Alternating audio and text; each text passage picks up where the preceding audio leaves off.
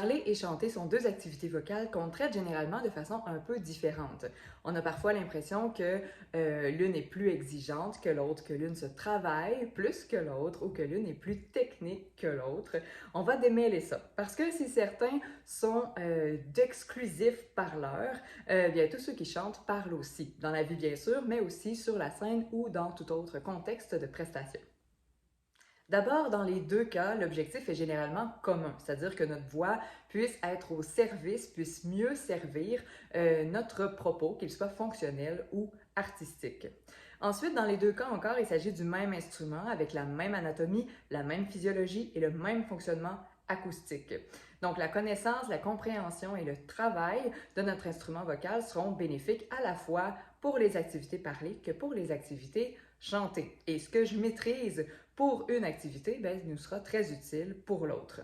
On ne repart pas à zéro sur un élément vocal quand on change d'activité vocale. C'est bien, non? On pourrait penser que de s'exercer sur des notes différentes, donc sur une étendue plus large, est propre au chant. Cependant, à une échelle différente, j'en conviens, c'est quelque chose à garder en tête pour la voix parlée aussi. On a parfois tendance à l'oublier, mais on peut couvrir une étendue de hauteur de note assez grande quand on parle si on inclut toute la passion, l'affectivité, l'émotivité, l'expressivité, tous les contextes dans lesquels on peut parler et les ajustements vocaux qu'on y fait même, et souvent sans s'en rendre compte. Donc, travailler sa voix sur 2-3 notes est assez limitant et insuffisant pour se sentir en pleine possession de ses moyens dans sa voix parlée. Donc, même sans aucune aspiration à chanter, entraîner sa voix sur une étendue assez grande est très utile pour parler.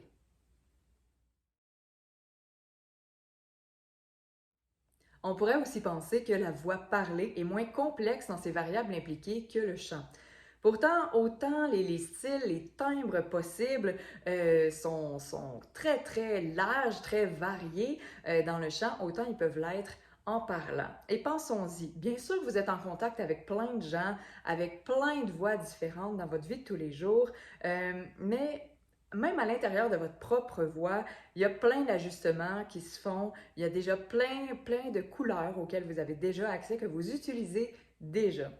Alors, regardons ça un peu. Parlez-vous de la même façon lorsque vous êtes à deux dans une relation plus intime, quand vous êtes entre amis, quand vous vous trouvez dans une fête ou un grand rassemblement, quand vous devez animer un jeu, une réunion, une formation, une conférence, quand vous parlez avec vos enfants, ça peut même varier selon l'âge des enfants, quand vous voulez avertir quelqu'un d'un danger, quand il y a quelqu'un qui dort dans la même pièce, à l'épicerie, au marché, chez le massothérapeute, à l'aréna, au centre de sport, quand vous êtes au théâtre, par exemple, si c'est votre cas, quand vous contez une histoire.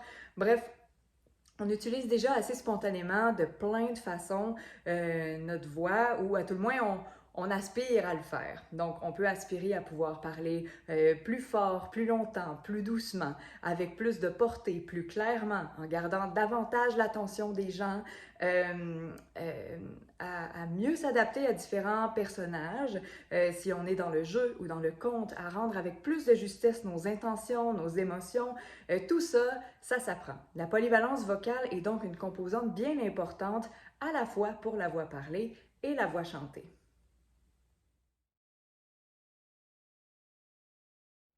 Une différence notoire est la longueur des notes à tenir pendant la phonation. Dans une pièce chantée, peu importe le style, une bonne partie des syllabes sera plus allongée que ce que l'on ferait avec le même texte en parlant. Ou à tout le moins, la durée des syllabes va varier beaucoup plus que dans notre voix parlée. Il est assez rare de retrouver des syllabes très allongées, très longues dans la voix parlée. Ça va arriver à une petite échelle sur les voyelles qui sont sur une syllabe accentuée, sur la syllabe accentuée d'un mot sur un accent tonique avec une durée plus ou moins longue selon la langue qu'on utilise. Ça va arriver de temps en temps aussi avec une grande expressivité. Dans ce dernier cas-là, toutefois, la hauteur des notes utilisées va rarement rester stable sur le même son. Il y aura le plus souvent des inflexions mélodiques sur ces sons allongés. Même la gestion du souffle va être semblable. Comme il n'y a pas qu'une seule bonne respiration pour chanter, il n'y a pas qu'une seule bonne respiration pour parler. Pour la même tâche vocale, qu'elle soit parlée ou chantée, je vais avoir une gestion de la respiration qui va être très, très, très semblable. Nous aurons seulement un peu moins de contraintes sur la fréquence possible des inspirations, des moments d'inspiration dans la voix parlée, comme la plupart du temps, pas tout le temps, mais la plupart du temps, les phrases vont être plus courtes. Je parle ici de la longueur temporelle, donc de la durée de la phrase dans le temps, et non pas du nombre de mots ou de segments de phrases. Ça va être très, très, très semblable comme gestion du souffle. Bref, parler et chanter ont beaucoup plus en commun qu'on pourrait le croire de prime abord. Leurs entraînements seront donc relativement similaires. Seule la mise en contexte réel va bouger. Donc, pour la voix chantée, on va viser le répertoire chanté, bien sûr, et pour la voix parlée, on va viser les contextes d'activité vocale parlée. Le lien entre les deux, donc pouvoir passer de l'un à l'autre, sera également à explorer si on fait les deux. Ce dernier point fera d'ailleurs l'objet d'une prochaine vidéo. Alors, si vous aspirez à la liberté vocale, chanter, parler ou les deux, ce sera un plaisir de vous accueillir au gymvocal.com pour vous accompagner en toute bienveillance et en toute rigueur. Sur ce, à bientôt! Vous trouverez juste en dessous un réchauffement vocal gratuit et un défi 4 jours pour améliorer un passage vocal difficile, gratuit aussi. N'hésitez pas!